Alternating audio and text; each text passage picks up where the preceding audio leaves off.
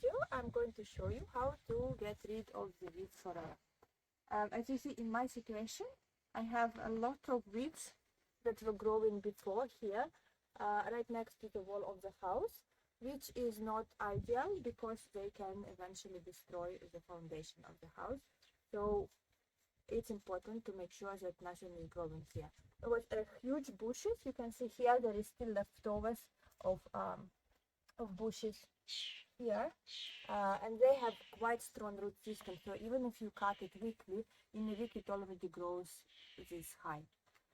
So now we need to find an as much easy as possible solution to ensure that they are not growing.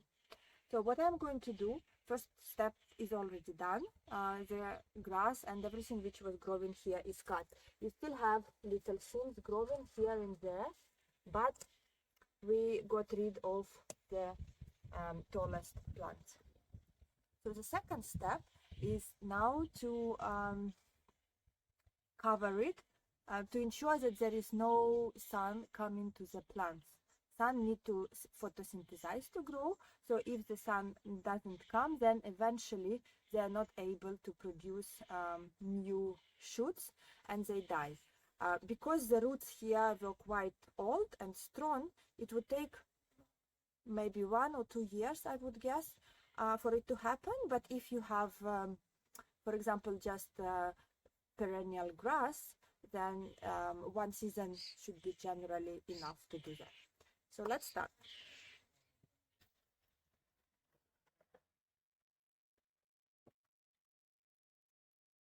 It's important to ensure that, like this, in this situation, you also remove this one here as much as possible.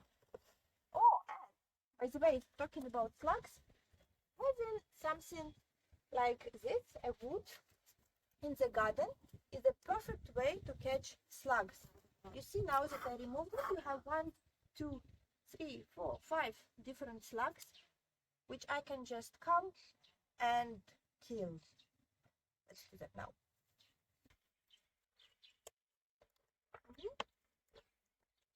That's already my morning crop, and we are going to get more of them here.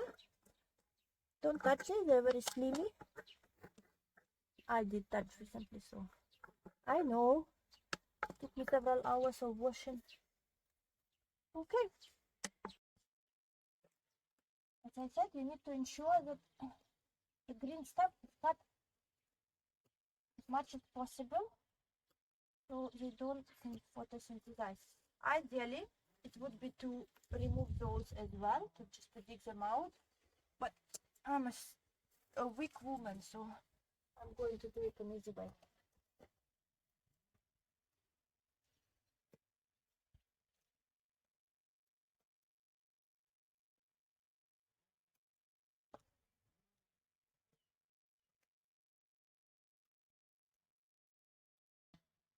Usually when you are mulching trees or kitchen gardens, what you do is you cut the carton board into smaller pieces so that when it rains, it's easier for water to come through the soil. However, here you can possibly do that as well, but it's not that important because it's right next to the house.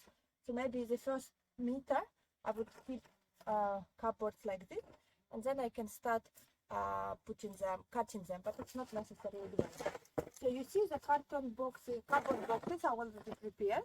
I removed all the almost all the scotch tape, and they are like this ready to be put. I will try to put them as close as possible to the wall, but it's okay if it's not that close because we will be putting mulch on the top, organic mulch. Also, you see, I'm not putting them like this because plants can still grow through.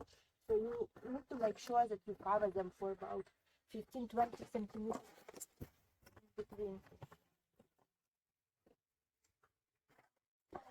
So I have some in home, so I'll just put them there. And Here you see how I put cardboards next to obstacles, and this is when it comes handy being able to cut them into smaller pieces, but make sure that you cover as much soil as possible. And it's getting hotter and hotter, so sunglasses alone is no longer enough. And the next important step after putting cardboard boxes is to wet them for several reasons. First of all, so that they can take a better shape, to be better attached to the level of the soil, and also to start process of decomposting, because you need it to be a little bit wet. And now we are adding some mulch on the top for several reasons.